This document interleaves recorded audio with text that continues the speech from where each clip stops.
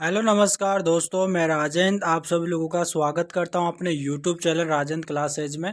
दोस्तों, आज की क्लास के अंदर हम साइंस और जीके से संबंधित अति इम्पोर्टेंट क्वेश्चनों के बारे में हम डिस्कस करेंगे, जो आपके जो हर एग्जामों के अंदर बार बार पूछे जा रहे हैं। दोस्तों, आपको क्वेश्चन को देखना, अगर आपको क्वेश्चन आ रहा है तो आपको कमेंट करके बताना है कौन सा आपको किस क्वेश्चन का आपका आंसर होगा। दोस्तों, आपको यहाँ पर पहले क्वेश्चन को आराम से समझना है और आपको समझते हुए चलते रहना है। दोस्तों, आपको ईयरफोन लगा के आराम से क्वेश्चनों को सुनना है और आपको दोस्तों एक दो बार क्लास को देख लेना ताकि आपको याद हो जाएगा। चलिए दोस्तों, यहाँ पर मैं आपको पहला क्वेश्चन आपको यहाँ पर है।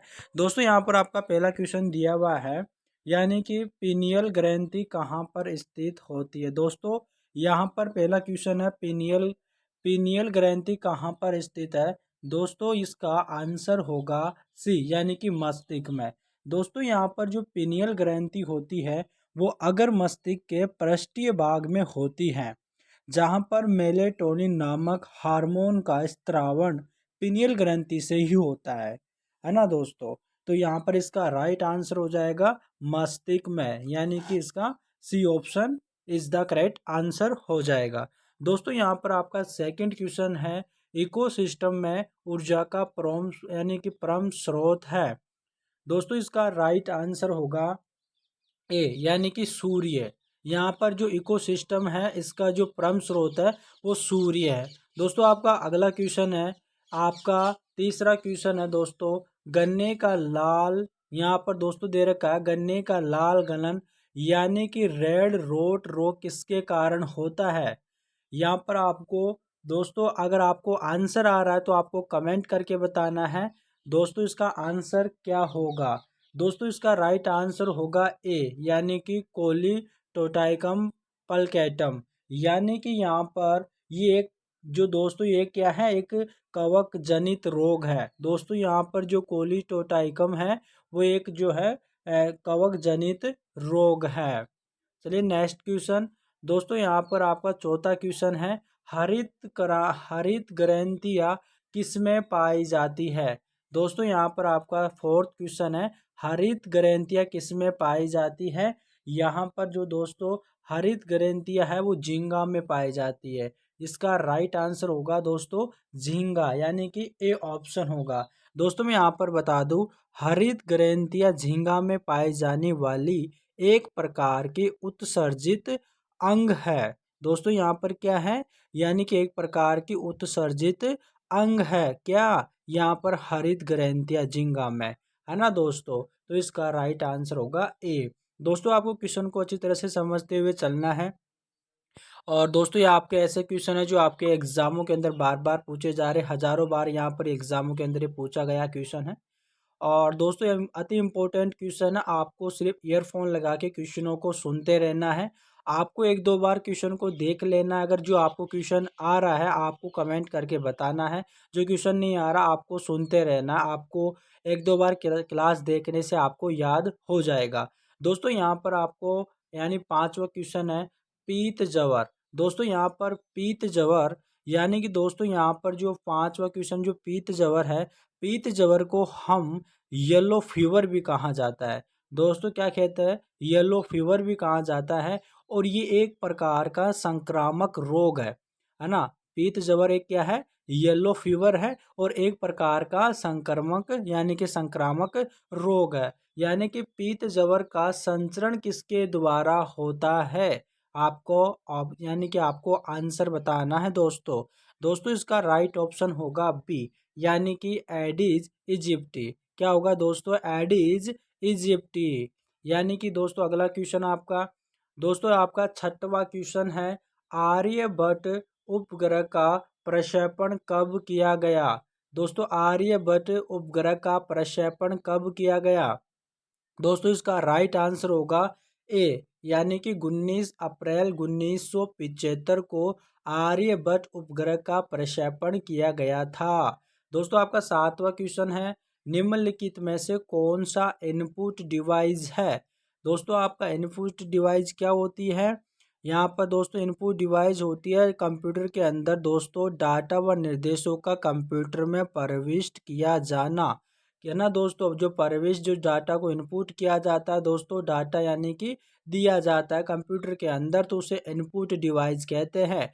इनपुट डिवाइस यानी कि दोस्तों यहाँ पर mouse, keyboard, touch screen, scanner आदि यानी कि इसके इनपुट डिवाइस होते हैं। तो दोस्तों यहाँ पर आपका 7वां क्वेश्चन दे रखा है, निम्नलिखित में से कौन सा इनपुट डिवाइस है। तो दोस्तों यहाँ पर माउस इनपुट डिवाइस होता है, यहाँ पर कीबोर्ड इनपुट डिवाइस होता है, यहाँ पर टच स्क्रीन इनपुट डिवाइस होता है, और यहाँ पर आपका राइट आंसर होगा उपयुक्त सभी। जब तीनों ऑप्शन सही हो जाता है तो इसका ऑप्शन होता है उपयुक्त सभी, यानी कि इसका डी आंसर होगा।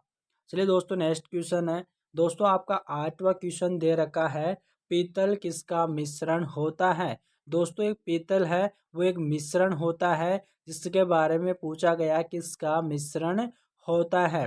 दोस्तों आपका 8वां क्वेश्चन का राइट आंसर होगा ए, यानी कि तांबा और जिंक का पीतल जो है मिश्रण होता है। दोस्तों आपको क्वेश्चन को आराम से समझते रहना है, आपको अगर 1-2 बार क्लास को देख लेना, आपको ऐसे ही क्वेश्चन याद हो जाएंगे। और दोस्तों आप ये ऐसे क्वेश्चन हैं जो आपके एग्ज़ामों के अंदर बार बार पूछे जा रहे हैं। आपके एसएससी के एग्ज़ामों के अंदर तो हर शिफ्ट में, जिसमें एसएससी जीडी सीएचएसएल, यहाँ पर जो काफ़ी एग्ज़ाम है एसएससी के, उसके एग्ज़ामों के अंदर ये क्वेश्चन आपको पूछे जाते ही हैं। दोस्तों यहाँ पर आपका 9वां क्वेश्चन है, यहाँ पर विश्व जनसंख्या दिवस कब मनाया जाता है। दोस्तों विश्व जनसंख्या दिवस जो है यहाँ पर 11 जुलाई को मनाया जाता है। दोस्तों कब मनाया जाता है, 11 जुलाई को मनाया जाता है। दोस्तों यहाँ पर 11 जुलाई को मनाया जाता है। और दोस्तों यहाँ पर दोस्तों जनसंख्या वृद्धि एक गंभीर राष्ट्र समस्या है, इसके नियंत्रण के प्रति लोगों में जागरूकता विकसित करने के लिए प्रति वर्ष 11 जुलाई को विश्व जनसंख्या दिवस मनाया जाता है। दोस्तों यहाँ पर है यानी जनसंख्या को नियंत्रित करने के लिए यहाँ पर जो है जागरूकता, लोगों के अंदर जागरूकता विकसित करने के लिए प्रति वर्ष 11 जुलाई को यहाँ पर जो है विश्व जनसंख्या दिवस मनाया जाता है। दोस्तों आपका अगला क्वेश्चन है, 10वां क्वेश्चन आपका दे रखा है, यहाँ पर मिशन इंद्रधनुष के अंतर्गत किन बीमारियों का टीकाकरण किया जाता है। दोस्तों यहाँ पर आपका 10वां का क्वेश्चन अति इम्पोर्टेंट क्वेश्चन है, जो आपके एग्जामों के अंदर हजारों बार ये क्वेश्चन पूछा गया है। दोस्तों आपके इंद्रधनुष के बारे में आपको बताऊं, दोस्तों यहाँ पर इसका उद्देश्य यह है कि वर्ष 2020 तक भारत में सभी बच्चों का टीकाकरण करना है। दोस्तों इसके अंतर्गत मुख्य रूप से 7 बीमारियां आती है। दोस्तों यहाँ पर कौन कौन सी बीमारियां आती है, यहाँ पर मैं आपको बता दूं, यानी कि डिप्थीरिया पहला दोस्तों, दूसरा है काली काशी, तीसरा है दोस्तों टिटनेस, चौथा है फोलिया, और पांचवा है तपेदिक, और छठवा है कसरा, सातवां यहाँ पर हेपेटाइटिस बी। तो दोस्तों ये 7 प्रकार की बीमारियां इंद्रधनुष के अंतर्गत यहाँ पर जो है दोस्तों आती है, मिशन इंद्रधनुष के अंतर्गत आती है। तो दोस्तों इसका राइट आंसर होगा यहाँ पर दोस्तों, इसका ये तीनों ही होंगे दोस्तों, यहाँ पर ये सातों की सातों यहाँ पर बीमारियां होती है। तो इसका राइट आंसर होगा उपयुक्त सभी, है ना दोस्तों। यहाँ पर डी ऑप्शन लिख लीजिएगा, यहाँ पर उपयुक्त सभी। दोस्तों यहाँ पर क्या होगा वो दोस्तों उपयुक्त सभी, इसका D answer is the correct answer होगा। चलिए दोस्तों नेक्स्ट क्वेश्चन, दोस्तों यहाँ पर 11वां क्वेश्चन दे रखा है, यहाँ पर 11वां क्वेश्चन है दोस्तों, यानी कि दिन ए इलाही की स्थापना किस मुगल बादशाह द्वारा की गई थी। दोस्तों यहाँ पर दिन ए इलाही की स्थापना जो है वो यहाँ पर अकबर के द्वारा की गई थी। दोस्तों यहाँ पर अकबर के द्वारा की गई थी।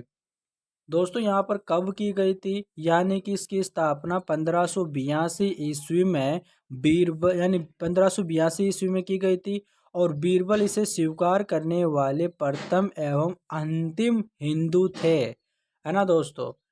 चलिए दोस्तों नेक्स्ट क्वेश्चन, दोस्तों आपका यहाँ पर 12वां क्वेश्चन दे रखा है, दोस्तों यहाँ पर 12वां क्वेश्चन है, एबल पुरस्कार किस क्षेत्र में असाधारण उपलब्धियों के लिए प्रदान किया जाता है। दोस्तों इसका राइट आंसर होगा, यानी कि 12वां क्वेश्चन होगा दोस्तों यहाँ पर गणित, है ना दोस्तों। इसका ऑप्शन बी होगा, यानी कि गणित। दोस्तों यहाँ पर एबल पुरस्कार को गणित का नोबेल भी माना जाता है। यहाँ पर एबल पुरस्कार को दोस्तों यहाँ पर गणित का नोबेल भी माना जाता है। चलिए दोस्तों नेक्स्ट क्वेश्चन। दोस्तों यहाँ पर आपका 13वां क्वेश्चन। दोस्तों मैं आपको जितने भी आपको क्वेश्चन करवा रहा हूँ वो अति इम्पोर्टेंट क्वेश्चन है। आपको इनको बार बार देखना है, आपको इनको याद कर लेना है दोस्तों, ताकि आपको एग्जामों के अंदर ये परेशानी ना हो। दोस्तों आपका यहाँ पर 13वां क्वेश्चन दे रखा है, भारत में मानवाधिकार संरक्षण अधिनियम कब लागू हुआ। तो दोस्तों इसका राइट ऑप्शन होगा सी, यानी कि यहाँ पर 1993। दोस्तों यहाँ पर अगर आपको डेट पूछ लिया जाए तो 28 सितंबर 1993। दोस्तों यहाँ पर आपका 14वां क्वेश्चन है, भारतीय संविधान में राज्य के नीति निर्देशक तत्वों को किस देश के संविधान से गृहीत किया गया। यानी कि जो भारत के जो संविधान है उसके राज्य के नीति निर्देशक तत्वों को किस संविधान से लिया गया है। दोस्तों ये क्वेश्चन आपको यहाँ पर पूछ रहा है। तो दोस्तों इसका राइट आंसर होगा डी, यानी कि आयरलैंड से लिया गया है। दोस्तों यहाँ पर संविधान के भाग 4 में अनुच्छेद 36 से 51 तक इसका जो है उल्लेख किया गया है, किसका, राज्य के नीति निर्देशक तत्वों को। हमारे संविधान के भाग 4 के अंतर्गत अनुच्छेद जो 36 से 51 तक जो है इसका उल्लेख किया गया है। और इसका राइट आंसर क्या होगा, इसका राइट आंसर होगा आयरलैंड से। चलिए दोस्तों आपका 15वां क्वेश्चन है। दोस्तों यहाँ पर आपका 15वां क्वेश्चन दे रखा है, निम्नलिखित शासकों में से किसने हर्षवर्धन से युद्ध किया था। यानी कि वो कौन सा शासक है जिसने हर्षवर्धन से युद्ध किया था। दोस्तों आपका 15वां क्वेश्चन का राइट आंसर होगा ए, यानी कि पुलकेशिन अद्वितीय। दोस्तों क्या होगा, पुलकेशिन अद्वितीय। आपका नेक्स्ट क्वेश्चन है 16वां क्वेश्चन आपका, किस मुगल बादशाह के समय बक्सर का युद्ध लड़ा गया। यानी कि किस मुगल बादशाह के समय बक्सर का युद्ध लड़ा गया। दोस्तों आपका 16वां का दोस्तों आपका आंसर होगा दोस्तों यहाँ पर बी, यानी कि शाह आलम द्वितीय। दोस्तों यहाँ पर मुगल बादशाह व शाह आलम द्वितीय के समय बक्सर का युद्ध लड़ा गया था। और ये कब लड़ा गया था, 22 अक्टूबर 1764 ईस्वी को ये युद्ध बक्सर का युद्ध हुआ था। दोस्तों इस युद्ध में अंग्रेजों ने एक्टो मुनरो के नेतृत्व में मुगल सेना अवध के नवाब सुजाउद्दौला और बंगाल के मीर कासिम को पराजित किया था, है ना दोस्तों। आपको दोस्तों यानी कि अगर आपको दोस्तों मैं आपको एक्स्ट्रा जानकारी बता रहा हूँ, आपको उनको नोट करते हुए चलना है ताकि आपको बाद में कोई समस्या न आए दोस्तों। चलिए दोस्तों आपको अगला क्वेश्चन है दोस्तों आपका 17वां क्वेश्चन है, आपके भारत के किसी उच्च न्यायालय के न्यायमूर्ति की सेवानिवृत्ति की आयु क्या दी गई है दोस्तों। तो दोस्तों यहाँ पर जो है हमारे यहाँ पर क्या दी गई है दोस्तों, 62 वर्ष। तो इसका राइट आंसर होगा बी, यानी कि यहाँ पर 62 वर्ष होगा। चलिए दोस्तों आपका 18वां क्वेश्चन दोस्तों दे रखा है।